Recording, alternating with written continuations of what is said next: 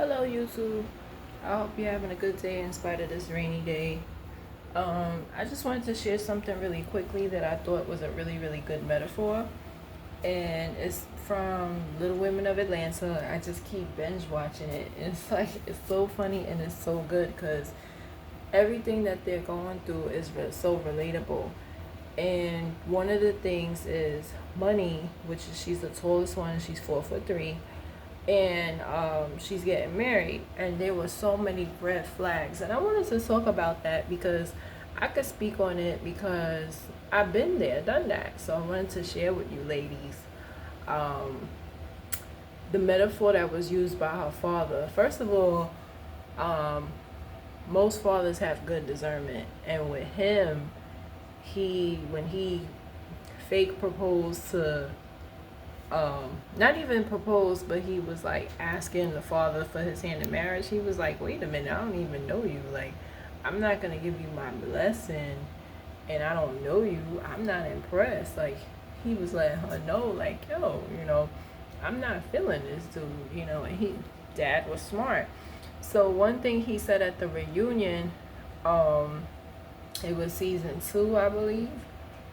That's when the Drummond twins came and she was wearing black and white. But Moreland was saying a comment about Andrea, like, oh, since she lost the weight after the baby, if Chris don't treat her right, he'll treat her right, right? So that was like the first red flag. And then like later on, she loses the ring and then he leaves. So the first red flag was him constantly making excuses and being overtly critical. Now, all of us are critical of our partner, whether it be their hygiene, whether it be certain things about their personality. All of us are critical. But for Mullen, he was critical because he was cheating. So people do that when they doing something wrong that they not supposed to.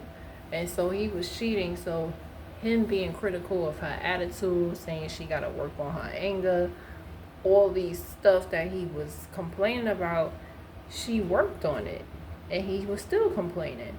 So one thing that the father said that was very 100%, and I wanted to talk about it, is take out the trash. If you don't take out the trash in time, it starts to stink, right? And so what that means is you have to be done with people when you see the red flags in a relationship, and sometimes a bad friendship too, because by the time you wait too late, 10 years done roll by, whatever time, now you look stupid. Now it's an embarrassment, right? So I wanted to talk about myself really quickly. I think I told y'all before about my army ex, and from the moment he lied about flying in for my birthday, that was a red flag right there. And then like he kept talking about a girl that was giving oral sex to the boys in the school, and I was like, are you mad she didn't give you oral sex? Like, I just didn't understand, so many years after high school over, why are you talking about her? Like, that just didn't make sense to me. So I look on Facebook, and lo and behold, he, to me, stalking her page. And in a relationship, I don't care what nobody says, that is cheating. It's cheating. Like, why are you on her page putting emoji pictures? And so his response was, oh, I'll cancel my Facebook. No, Facebook is not the problem, it's you. And then when we went to a coworker's party, he was looking at girls' behinds right in front of me. So I took out the trash before it started stinking. My so-called friend was like, oh, you shouldn't break up with him. I said, no, he got a serious body odor. And for some of y'all might think, oh, that's not a big deal. No, to me, it's a big deal. Because why the fuck, how old are we? And I got to tell you to wash your ass. That's not funny to me. And it's not acceptable, right? So, and then second of all, you're looking at girls' asses in front of me. So imagine what you're going to do behind my back. So for me personally, I don't tolerate that. I don't tolerate the flirting. I don't tolerate the you going on social media and putting emojis under a girl page, nude pictures, anything of that stature. I'm just not tolerating it. And if that means to stay single, I'm okay with that. Because the last thing I'm going to do is go crazy over a man. That's the last thing I'm going to do. It's just, life is hard on its own. These jobs are bullshit. You got to put your kids through college. Life is hard. Life is serious out here. You think I'm going to waste my time with some man that really don't want me for real, or that's immature? I'm not doing it.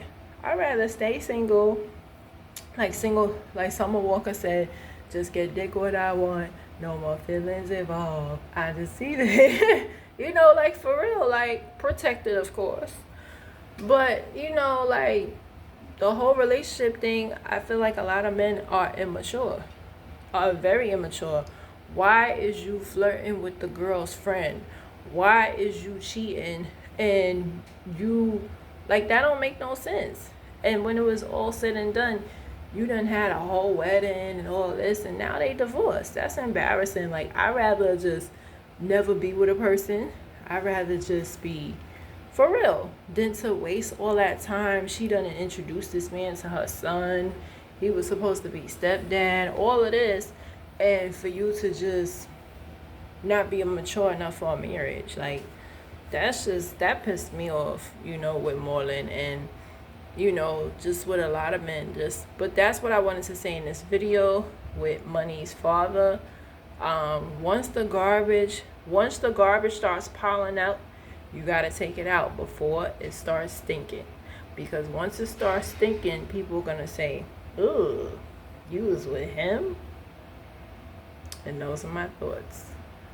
Get rid of him before he embarrasses you. Those are my thoughts.